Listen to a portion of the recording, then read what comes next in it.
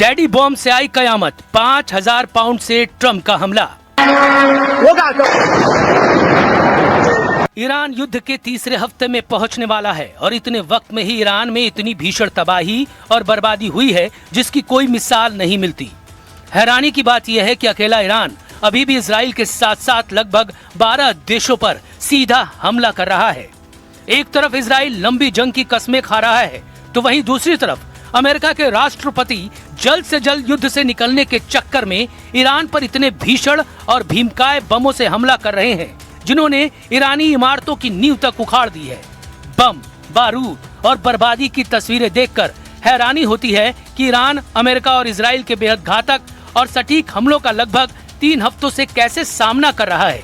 खबर तो यहाँ तक है कि ईरान ने अब अपने सबसे आधुनिक खुर्रम शहर खैबर शिकेन, सेजिल, फत्ता, गदर जैसी मिसाइलों से न सिर्फ इजराइल में तबाही मचाई है बल्कि पश्चिम एशियाई देशों में फैले अमेरिकी अड्डों तक को बर्बाद कर दिया है।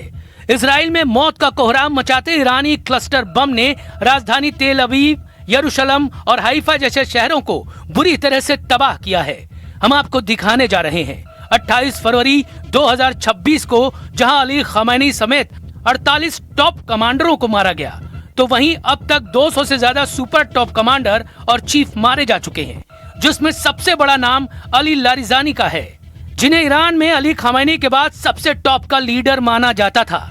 इसके अलावा जिस तरह से ईरान के अर्धसैनिक बल बसीज के प्रमुख गुल मरेजा सुलेमानी को मारा गया है, उसने साबित कर दिया है कि ट्रंप ईरान पर महाबम से हमले कर रहे हैं, या कहें कि ट्रंप अब डैडी बम से ईरान को तबाह करने में जुट गए हैं।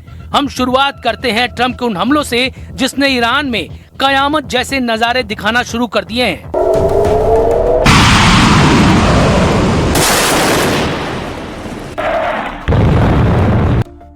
5000 पाउंड का महाबम, ईरान पर ट्रंप के आखिरी हमले। इस वक्त इजराइल और अमेरिका दोनों मिलकर ईरान की राजधानी तेहरान पर टूट पड़े हैं। तेहरान के अलावा करज, नताज, फोर्दो, इस्फहान, कोम जैसे शहरों पर भीषण हमले हो रहे हैं। स्टेट ऑफ हॉर्मुज और खार्क द्वीप पर अमेरिका और इजराइल मिलकर हजारों टन बम गिरा चुके हैं, लेकिन पिछले कुछ घंटों में साफ देखा जा रहा है अमेरिका 5000 पाउंड के बमों से अंधाधुंध हमले करना शुरू कर चुका है। अमेरिका इस वक्त ईरान पर 5000 पाउंड यानी लगभग 2267 किलोग्राम के भारी भरकम बमों से हमले कर रहा है। ये सामान्य बम नहीं है, बल्कि इन्हें विशेष रूप से बंकर बस्टर कहा जाता है। ईरान ने अपनी सुरक्षा के लिए सबसे महत्वपूर्ण मिसाइल प्रणालियों और कमांड सेंटरों को जमीन के बहुत नीचे, पहाड़ों के अंदर या कंक्रीट की मोटी परतों से ढके अभेद्य बंकरों में छुपा रखा है। इसलिए इन्हें तबाह करने के लिए अमेरिका 5000 पाउंड के बमों से हमला कर रहा है। स्ट्रेट ऑफ हॉर्मुज में अमेरिका खास तौर से चुन चुन कर टारगेट तबाह कर रहा है। अमेरिकी दावों के मुताबिक ईरानी नौसेना के 50 से ज्यादा नौसैनिक जहाज तबाह हो चुके हैं। ईरान ने इस रास्ते को बंद करने के लिए तटों पर गहराई में एंटी शिप मिसाइलें तैनात की थी, जिन्हें तबाह कर दिया गया है। अमेरिका इन 5000 पाउंड बमों का उपयोग इसलिए कर रहा है ताकि वो जमीन के 100 से 150 फीट नीचे छिपे ईरान के मिसाइल लॉन्चर्स और परमाणु बुनियादी ढांचे को पूरी तरह से नष्ट कर सके। इन बमों को डीप पेनिट्रेटर कहा जाता है। इनके काम करने का तरीका सामान्य बमों से बिल्कुल अलग है। गिरने के बाद ये बम जमीन पर टकराते ही नहीं फटते। इनका बाहरी खोल बहुत मजबूत स्टील जैसे एग्लिन स्टील से बना होता है, जो इन्हें बिना टूटे कंक्रीट या मिट्टी की कई परतों के अंदर धंसने में मदद करता है। इनमें एक खास फ्यूज लगा होता है जो बम को तब सक्रिय करता है जब वो लक्ष्य की निर्धारित गहराई जैसे 100 फीट नीचे तक पहुंच जाता है। जब धमाका बंकर के अंदर होता है तो दबाव और गर्मी से पूरा भूमिगत ढांचा ढह जाता है, जिससे वहां रखी मिसाइलें और उपकरण बेकार हो जाते हैं। अमेरिका इस वक्त इन बमों का जमकर इस्तेमाल कर रहा है। The President is going to continue to talk to our allies both in Europe and also in the Gulf and Arab region. The United States military has a lot of capabilities, as you have seen play out over the last 18 days. They still do have tricks up their sleeve. I won't broadcast them for the media, but rest assured there is a plan. They're working on it. We have seen some progress with respect to that, but of course the President again continues to call on our allies to step up and do more. GBU-72 ये America का सबसे आधुनिक 5000 pound का बम है। इसे पहली बार युद्ध में बड़े पैमाने पर इस्तेमाल किया जा रहा है। ये जीपीएस गाइडेड है और खराब मौसम में भी सटीक निशाना लगाता है। GBU-28 ये एक पुराना और आजमाया हुआ laser guided bunker buster bomb है। इसका उपयोग खाड़ी युद्ध के समय से हो रहा है। GBU-57 MOP ये 30,000 पाउंड का महाबम है, जिसका उपयोग अमेरिका ने पिछले साल ईरान के परमाणु ठिकानों जैसे फोर्डो को निशाना बनाने के लिए किया था। अमेरिकी सेंट्रल कमांड यानी सेंटकॉम की रिपोर्ट्स के अनुसार इन बमों से खास टारगेट हिट किए गए हैं। हार्मोज तटरेखा के किनारे पहाड़ों में बने ईरान के एंटी शिप क्रूज मिसाइल अड्डों पर जमकर इस्तेमाल हो रहे हैं। बुशहर परमाणु संयंत्र के पास के सैन्य ठिकानों पर इस हमले की खबरें हैं।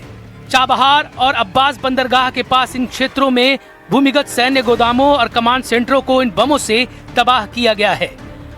नेटांज और इस्फहान यहाँ के परमाणु और मिसाइल रिसर्च सेंटरों पर भी बंकर बस्टर बम गिराए गए हैं ताकि ईरान की पलटवार करने की क्षमता को खत्म किया जा सके। Iran's nuclear doctrine has been a peaceful one, and we have always sought and still seek to exercise our rights to benefit from peaceful nuclear energy. A fatwa, as you know, depends on the person who issues it. I am not yet in a position to judge what the new leader's jurisprudential or political stance on this matter will be. My understanding is that it should not differ greatly from our previous policies, but we must wait until we become aware of his views. अरब से Iran की अब सीधी जंग। Report के मुताबिक America Iran संघर्ष अब तीसरे सप्ताह में प्रवेश कर चुका है। ट्रंप ने चेतावनी दी है कि ईरान को हुए नुकसान की भरपाई करने में कम से कम 10 साल लगेंगे। इस बीच ईरान ने भी पलटवार करते हुए इजराइल और यूएई की ओर मिसाइलें दागी हैं। यूएई के रक्षा मंत्रालय ने पुष्टि की है कि उनके एयर डिफेंस सिस्टम ने इन मिसाइलों को बीच में ही रोक दिया है। उधर हैरान करने वाली खबरें सामने आ रही हैं। खबर आ रही है कि अरब देश खासतौर से सऊदी अरब ईरान से सीधी जंग को तैयार होने लगा है। यूएई के एयर डिफेंस ने रात भर में कई ईरानी मिसाइलों और ड्रोनों को मार गिराया। मलबे की चपेट में आने से अबू धाबी में एक व्यक्ति की मौत हुई और दुबई में स्कूल 2 सप्ताह के लिए बंद कर दिए गए हैं। पिछले 2 दिन से जो इस्राइल में अलग अलग जगहों पे तबाही हुई है, ऐसा लगता है कि फिलहाल इस्राइल के पास क्लस्टर बॉम्ब्स का कोई तोड़ नहीं है, क्योंकि वॉर हेड में क्लस्टर बॉम्ब्स होते हैं और जो ही उस मिसाइल को यहाँ पे इंटरसेप्ट किया जाता है या कहीं पे भी वो लग जाता है तो उससे अलग अलग जगहों पे तकरीबन एक ही वॉरहेड से 80 बॉम्ब गिरते हैं जो 80 जगहों पे तबाही मचा देते हैं। कुछ जगहों पे उनको इंटरसेप्ट किया जाता है, लेकिन जहां जहां पे भी वो लगते हैं वो तबाही मचाते हैं। इराक की राजधानी बगदाद के ग्रीन जोन में स्थित अमेरिकी दूतावास पर ईरानी समर्थित संगठनों ने ड्रोन से हमला किया, जिससे वहां भीषण आग लग गई। सऊदी एयर डिफेंस ने अल-खर्ज की ओर आ रही एक बैलिस्टिक मिसाइल को मार गिराया। इसका मलबा प्रिंस सुल्तान एयरबेस के पास गिरा है। कुल मिलाकर हालात बेकाबू होते नजर आ रहे हैं। अब देखना होगा ईरान कब तक इस तरह से हमला कर पाता है।